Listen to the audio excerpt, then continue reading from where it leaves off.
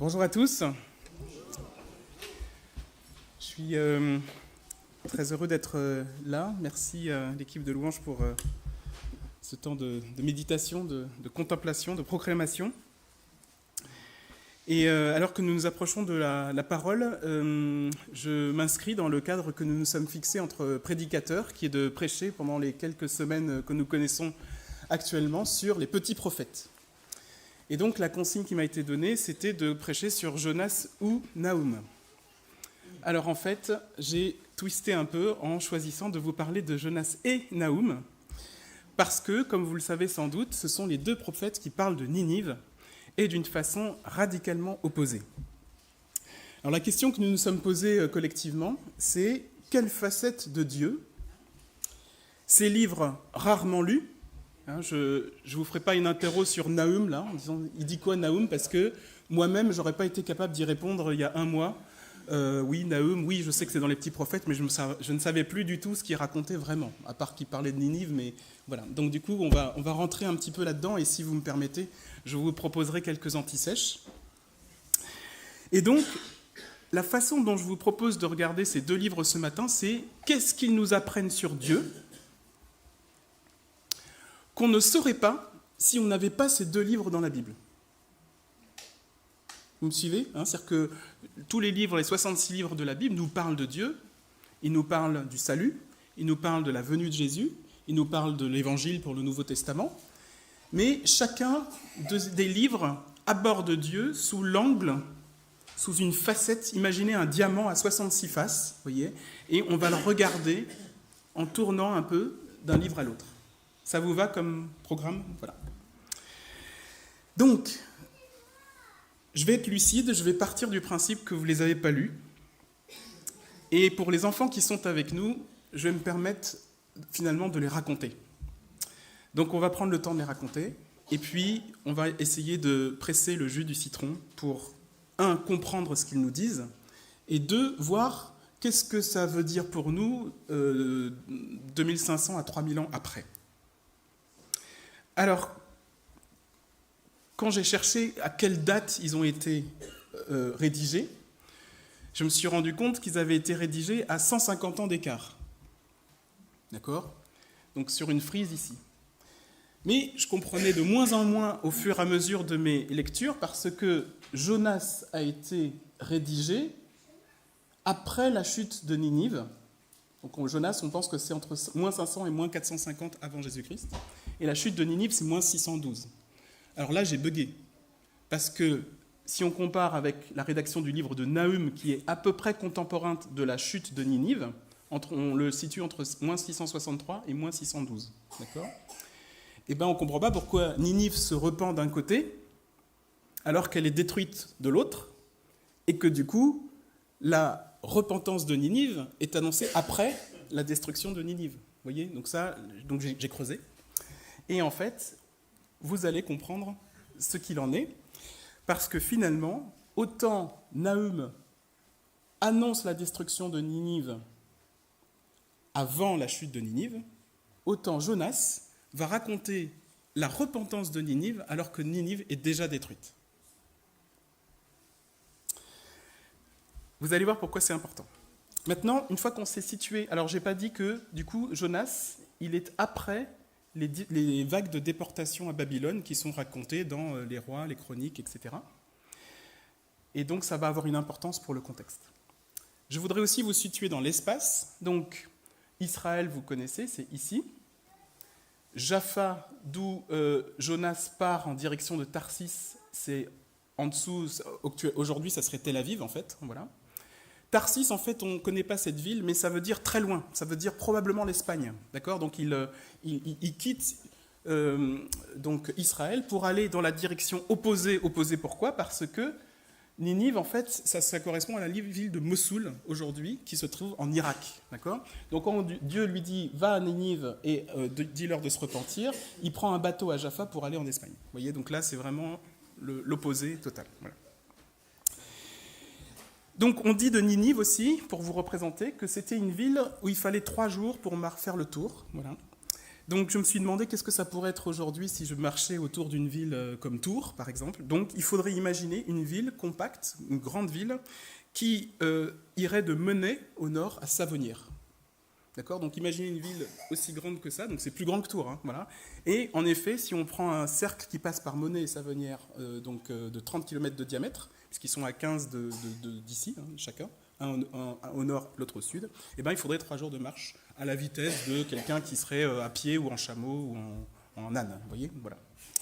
Donc, que nous dit Jonas ? Alors j'ai condensé le texte en prenant des versets qui vont vous permettre de, j'espère, vivre un petit peu ce texte. La parole de l'Éternel est adressée à Jonas, fils d'Amittai. Lève-toi, va à Ninive, la grande ville, et crie contre elle, car sa méchanceté est montée jusqu'à moi.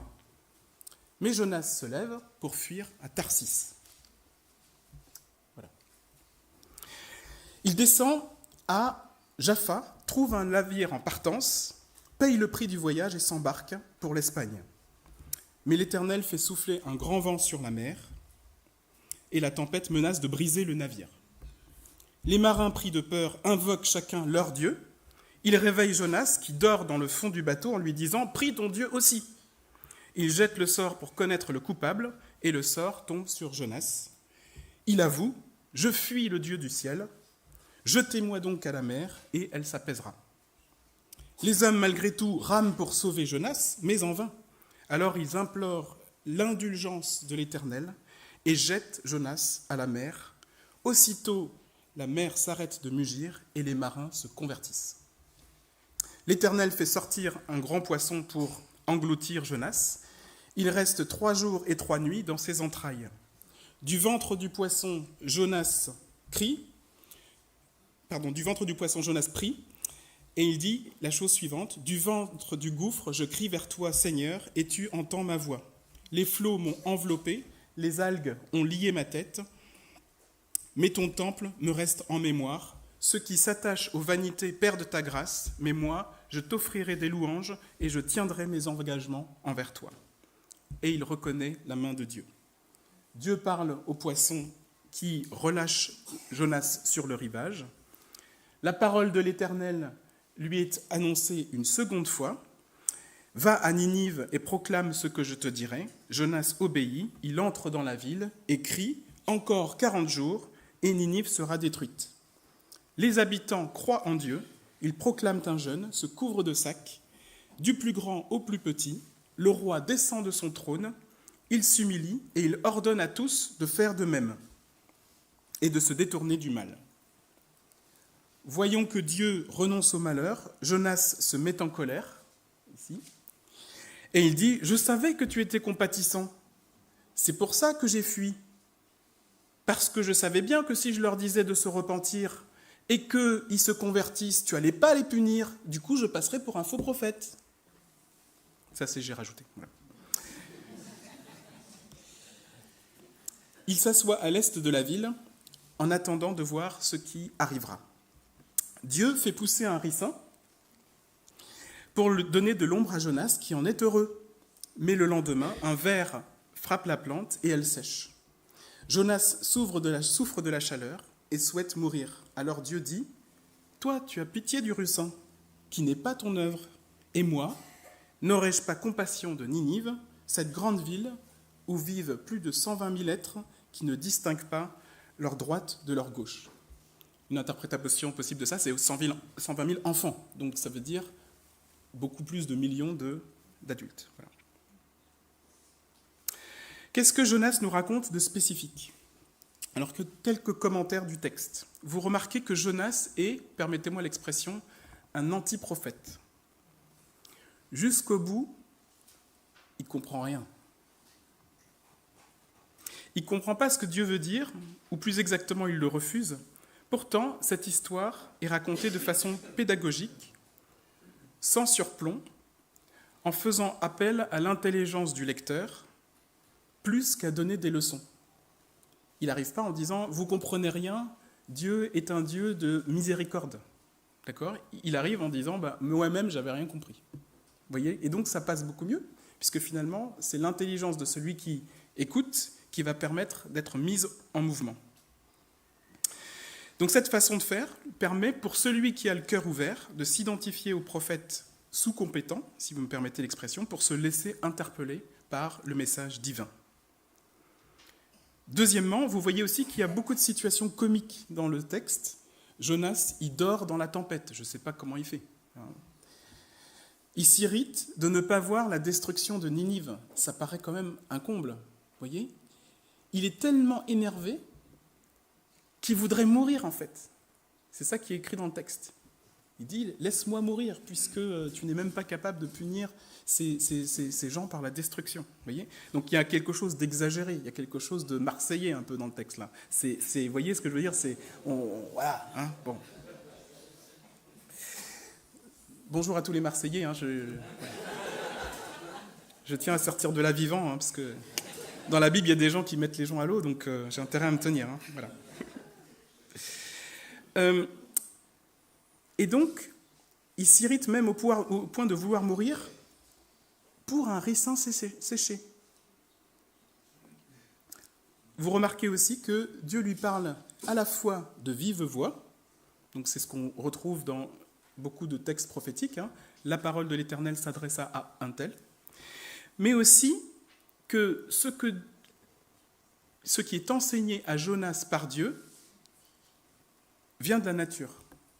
Hein, une sorte de pédagogie naturelle, une pédagogie de la création, une tempête apaisée, un ricin qui pousse, qui fait de l'ombre et qui sèche, comme si la pédagogie de Dieu passait aussi par l'observation attentive et spirituelle d'un enseignement de la vie de tous les jours. Jonas est aussi traversé par de nombreuses émotions qui sont relatées de façon très discrète ou de façon souvent ou parfois explicite. Hein. La peur de l'ordre de l'Éternel, hein, quand il dit va à Ninive, il veut fuir loin de la face de l'Éternel. C'est ce que nous dit le texte. On suppose qu'il a peur. Il est indifférent au sort des Ninivites, même il pourrait quasiment s'en réjouir du sort des Ninivites détruits. Il est désespéré, au point d'être capable de dormir dans une tempête. Moi, je pense que ça devait être ça.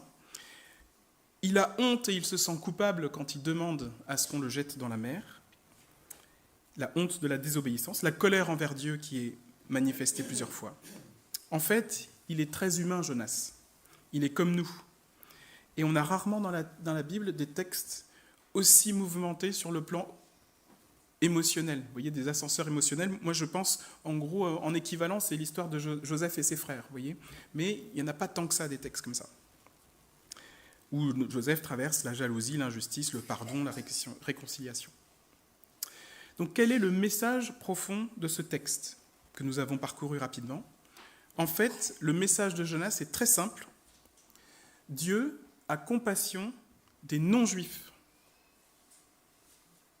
Et il leur épargne la fureur de son jugement s'ils se repentent. Alors, qu'est-ce que ça vous voulait dire à l'époque ? Comme je vous l'ai dit en introduction, il faut comprendre le sens d'un texte comme celui-ci chez des Juifs qui étaient revenus de l'exil, qui avaient reconstruit le temple après avoir passé des centaines d'années en déportation. Et donc, si on regarde le judaïsme de l'époque post-exil, en fait, il s'attachait à reconstruire une identité juive pure. C'est-à-dire qu'il voulait, autour de la reconstruction du temple, vraiment être particulièrement attentif à l'observation de la loi, de la Torah, et refuser tout ce qui sortait du judaïsme, c'est-à-dire le sort des non-juifs nous est indifférent. On veut créer une communauté pure. On rejette tout mariage mixte. On se sépare des autres peuples, qu'on appelle aussi les goïms ou les païens dont nous faisons partie. Et donc toute la pratique religieuse était centrée sur la pureté d'Israël comme une volonté de reconstruire une exclusive élection de toutes pièces. Du coup, il se disait à l'époque que le Dieu d'Israël est uniquement le Dieu d'Israël, que ce n'est pas le Dieu des autres peuples. Et donc, il y avait même débat sur le fait que Dieu puisse avoir compassion des autres peuples. Donc, le livre de Jonas, maintenant, si on le lit avec ce contexte-là, va être un manifeste, il va être un traité de résistance interne contre une tendance exclusiviste. C'est nous les vrais juifs, et en dehors de notre groupe, d'accord, point de salut, point d'amour de Dieu, etc. Et donc, il va tâcher de critiquer sans sermonner. Parce que s'il arrive en surplomb sur des pharisiens, des rabbis, des gens érudits qui prêchent le judaïsme pur, eh bien, il va se faire tailler en pièces. D'où l'approche qui est de critiquer une étroitesse d'esprit, par exemple, plutôt mourir que de voir un peuple se repentir et ne pas être détruit. Vous voyez ? Plutôt mourir que de voir cette plante qui ne me fait plus d'ombre, d'accord, au sens positif, ne me protège plus de la chaleur. Donc là, vous voyez, c'est cette espèce d'étroitesse d'esprit qui est caricaturée pour faire rendre le lecteur attentif au message du texte. Mais il nous dit aussi des choses sur Dieu. Dieu a compassion de l'humanité tout entière, et sa miséricorde et son pardon s'étendent aussi aux païens, à la fois vers les marins qui vont jeter Jonas à la mer, parce que quand même, eux, ils sont sauvés, que les gens de Ninive, qui pourtant habitent dans un pays ennemi, dans un pays, la Syrie, qui était dominante à l'époque. Voilà. Et donc, les marins et les gens... voilà, c'est bon. Donc, la condition, cependant, c'est que pour avoir accès à cet amour et à cette miséricorde de Dieu, il faut se repentir, exactement comme les marins le font quand ils prient le Seigneur, et quand les Ninivites prient le Seigneur. D'accord ? Donc, si je résume, on est à un moment où l'Assyrie n'est plus, mais on raconte un conte théologique pour dire, même les Assyriens qui étaient les ennemis jurés de l'époque, quand Jonas leur a dit « repentez-vous encore 40 jours », ils se sont repentis et ils n'ont pas été détruits tout de suite. Maintenant, le livre nous dit aussi quelque chose d'important sur Israël, c'est que son élection n'est pas un privilège pour s'isoler, mais une mission pour être un témoin de l'amour de Dieu auprès des nations, comme Dieu l'a annoncé à Abraham dans Genèse 12, verset 2. L'Éternel dit à Abraham, « Quitte ton pays, ta patrie et ta famille, va dans le pays que je te montrerai, je ferai de toi une grande nation, je te bénirai, je rendrai ton nom grand et tu seras source de bénédiction, je bénirai ceux qui te béniront et je maudirai ceux qui te maudiront, et toutes les familles de la terre seront bénies en toi. » Voilà en très rapidement ce que je voulais vous dire sur Jonas. Je vous propose maintenant de passer à Nahum, avec un peu la même méthode. Alors là, on change complètement de style. On est vraiment dans l'oracle prophétique, dans le style prophétique. Voilà. Je vous le dis rapidement. Voici l'oracle contre Ninive, la ville arrogante, la ville sanguinaire, la reine des mensonges et des cruautés, ville de sang, ville de piège, ville de pillage, ton heure est venue. L'Éternel est bon, un refuge au jour de la détresse. Mais il est aussi un Dieu jaloux, vengeur, maître du jugement. Il ne dort pas, il ne recule pas. Sa colère fait fondre les montagnes. Ses menaces font trembler la terre. Qui tiendra devant sa fureur ? Qui résistera devant son indignation ? Le destructeur s'avance. Prépare tes murailles, rassemble tes forces. Mais tout est décidé. Le mal ne passera plus. Le feu est prêt. L'épée est affûtée. Le jour est fixé. Réjouis-toi, Juda, car le méchant va être anéanti. Les chars étincelants foncent dans les rues. Les boucliers rouges étincellent, les lances s'agitent, tes vaillants hommes trébuchent, tes portes s'ouvrent, ton palais s'écroule, tes servantes gémissent comme des colombes et se frappent la poitrine. Ninive, réservoir plein d'eau, te voilà vidé. On crie « Arrêtez !» mais personne ne se retourne. On pille ton or, on dévaste tes trésors, le courage fond, les genoux fléchissent, les visages pâlissent. Toi qui étais comme la lionne, où est ton repère de lion ? Où sont tes lionceaux ? Tu déchirais pour tes petits, tu remplissais tes tanières de proie, mais l'Éternel te dit « Je m'en prends à toi, tes rugissements se tairont. » Tu as dominé les nations par ton emprise, envoûté les peuples par tes manipulations. Tu as vendu des royaumes, enchaîné des peuples par tes prostitutions. Tu es coupable, ta faute est publique. Je relèverai ta robe, dit l'Éternel, je te ferai perdre la face en exposant ta nudité aux nations, je te jetterai des ordures au vidage, je te donnerai en spectacle, tous fuiront loin de toi.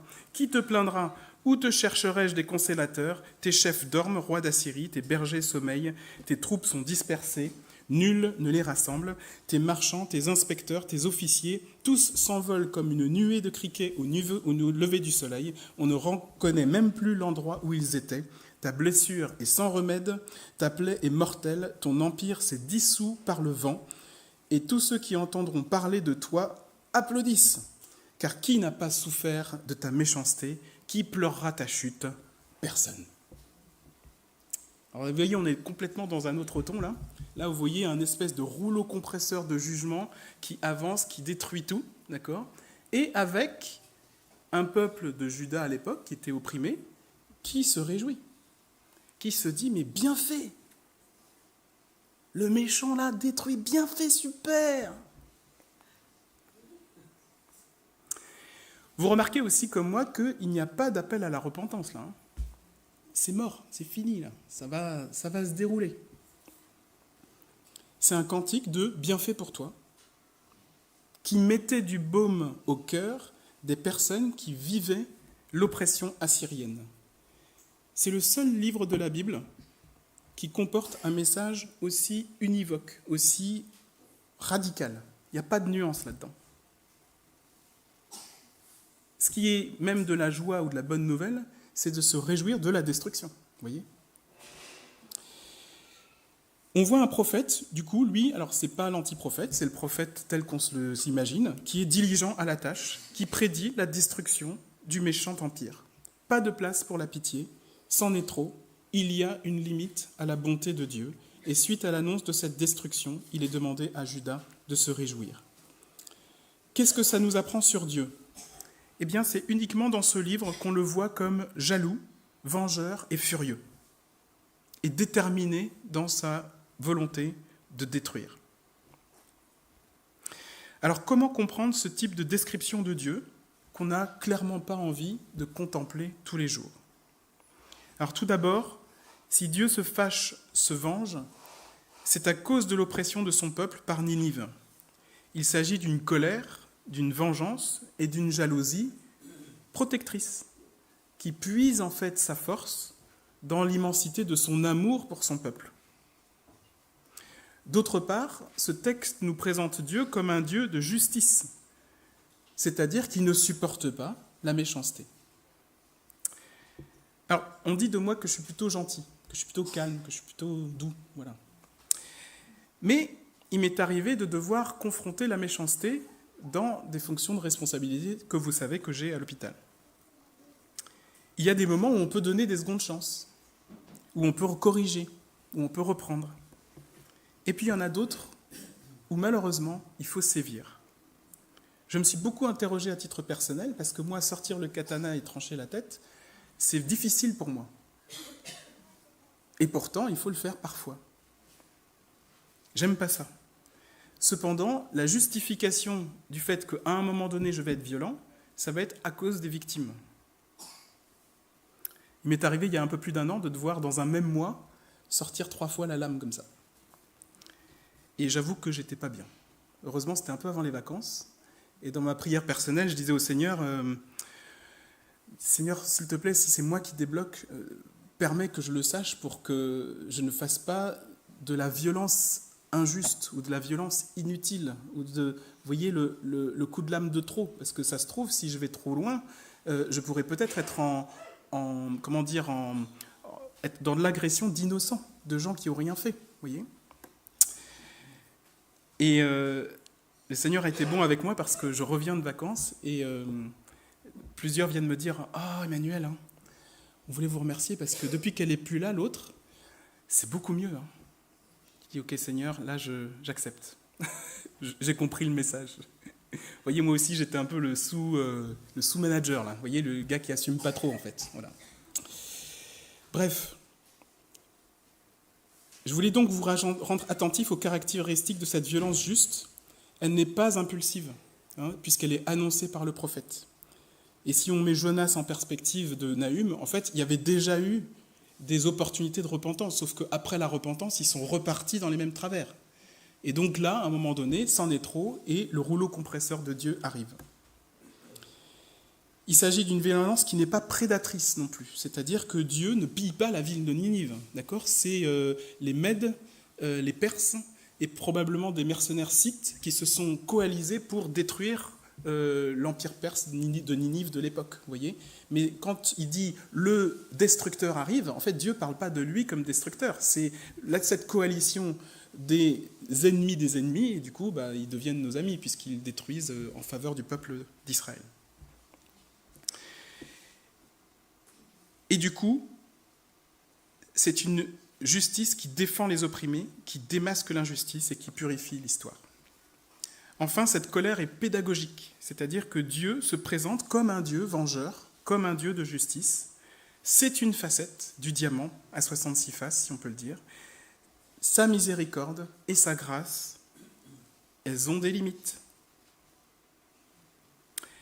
J'ai remarqué que dans les plupart des situations où j'ai dû faire preuve de violence, comme je disais, la partie adverse a toujours été sourde aux avertissements.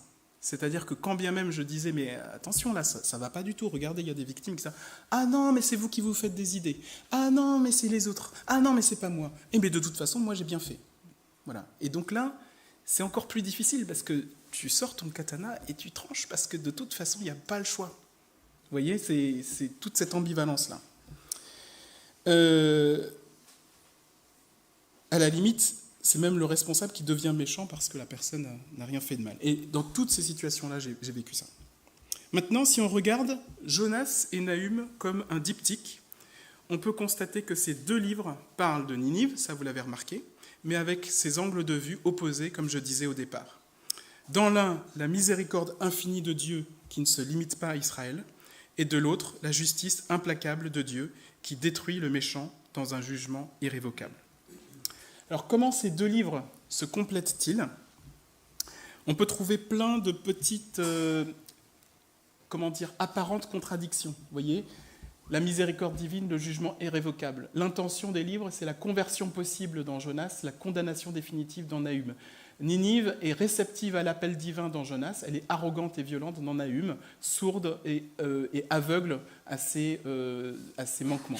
L'effet miroir, Ninive est sauvée malgré sa faute, et là Ninive est détruite malgré son ancienne repentance, si on met Jonas avant Nahum. Le prophète fuit sa mission, il l'accomplit avec zèle là. Le style littéraire, il est narratif, ironique, il est poétique, oracle et vision. Le visage de Dieu, ici, il est miséricordieux, compatissant, lent à la colère. Et dans Nahum, il est justicier, vengeur, maître du destin des nations. L'interprétation, c'est la sincérité du repentir éloigne la colère de Dieu, mais le châtiment du mal est inévitable. J'ai trouvé un travail de thèse de théologie soutenu à l'université de Lorraine par Aristide Sirikivuya Mumbere en 2022, intitulé « Jonas et Nahum, un miroir des oracles prophétiques de la Bible hébraïque, cohérence et correspondance ». Alors je vous rassure, je ne vais pas vous la lire, elle fait 600 pages la thèse. Mais j'ai trouvé plein de petites pépites, je ne vais vous en donner que quelques-unes parce qu'on n'a pas le temps, où quelque part il montre au travers de l'hébreu des racines.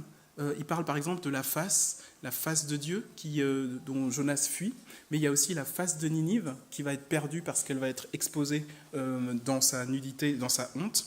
Et donc il y en a d'autres exemples qui m'ont inspiré, par exemple, n'aurais-je pas pitié de Ninive ? Donc c'est une question rhétorique.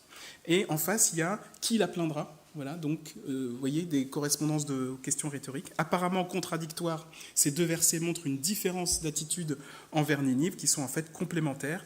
Pitié pour la ville repentante et pas de pitié pour la ville arrogante. Mais c'est cohérent en fait. La réaction des païens, dans Jonas, ils se convertissent devant le jugement de Jonas, dans Nahum, les autres se réjouissent de la destruction de Ninive. Contradiction d'attitude liée à la repentance ou à la vengeance. Le délai, le fait qu'on donne un délai, 40 jours dans Jonas, pas de délai dans Nahum, la grâce a des limites. J'en viens à la conclusion. Une première conclusion sur les messages de nos Jonas et Nahum, j'espère que vous les avez perçus. Donc, Dieu n'est pas indifférent au mal, il appelle à la repentance, il juge le méchant endurci. L'homme s'irrite de la miséricorde, tandis que Dieu punit le mal. La miséricorde divine est pour toute l'humanité, même sans médiation cultuelle. Ça veut dire que les Ninivites n'avaient pas de temple juif et ils n'avaient pas la Torah. Et pourtant, la miséricorde de Dieu se manifeste envers eux. La création participe aussi à la pédagogie divine et est témoin du jugement. Maintenant, comment comprendre ces messages en 2025 ? Tout d'abord, accepter l'image d'un Dieu multiforme. Il est à la fois justice et à la fois miséricorde. Ça veut dire que nous sommes invités aussi, si on veut être transformé à l'image de Dieu, à exercer aussi la miséricorde et aussi la justice. Être prompt à pardonner et aussi être capable de faire cesser la méchanceté. Le livre de Jonas nous invite à souhaiter que le méchant se repente plutôt que de vouloir sa destruction. Et le livre de Nahum nous apprend que c'est Dieu qui venge et qu'on peut même se réjouir de la vengeance quand c'est lui qui l'accomplit. Je suis interpellé par le fait que Jonas dort dans la tempête. C'est le prolongement d'une certaine fuite devant Dieu. Ninive, dans Nahum, ne voit pas venir sa chute. Donc elle ne dort pas, mais elle est aveugle. C'est une fuite en avant devant Dieu. Elle ne voit pas non plus venir l'exposition de sa méchanceté et de sa honte. Est-ce que le Seigneur ne nous interpelle pas à rester éveillés et actifs pour témoigner de sa miséricorde ? Alors je vous invite donc à sonder nos cœurs, chacun pour soi, et peut-être à nous poser 3 questions. La première, c'est où sont les lieux de conflit dans ma vie avec des adversaires dont je souhaite la destruction ? Je voudrais que Dieu les punisse et les détruise. Qu'est-ce que le Saint-Esprit dit à votre cœur à ce sujet ? Est-ce que je dois être dans la miséricorde et l'avertissement ? Ou est-ce que, c'en est trop, et j'ai la responsabilité de dénoncer le mal et d'exercer la justice ? Deuxième question, quelles sont les missions que le Seigneur me confie et que je fuis ? Je pars en Espagne au lieu d'aller à Mossoul. Et que je délaisse peut-être au point de dormir dans la tempête. Et troisième question que je vous laisse, quel est le lieu où je refuse de voir mon péché, où je m'obstine dans un travers, où je refuse la miséricorde, le pardon, la repentance. Je vous invite à la prière. Seigneur, merci pour ta parole. Merci pour qui tu es et qui clairement nous dépasse. Merci pour ta révélation aussi du fait que tu es à la fois miséricorde, bonté et pardon. Et tu es aussi exigeant, juste, jaloux et furieux dans ta colère lorsque tu jugeras. Seigneur, je te prie que tu nous apprennes par la pédagogie biblique une sainte crainte de toi, qui ne soit pas de la peur, mais qui soit la certitude de nous savoir aimés par toi, la certitude que tu veux nous avertir, tu veux nous prévenir, tu veux nous transformer à l'image de ton Fils pour que nous soyons toujours plus semblables à lui. Alors Seigneur, par ton Esprit, je te prie de éclairer nos cœurs, de nous révéler notre péché, de nous donner la grâce de savoir nous repentir, nous détourner de notre mauvaise conduite, et aussi de nous apprendre à être exigeants comme toi dans le domaine de responsabilité que tu nous donnes, pour savoir dénoncer le mal, faire cesser l'injustice, selon ce que tu nous appelles à faire. C'est en ton nom que nous prions. Amen.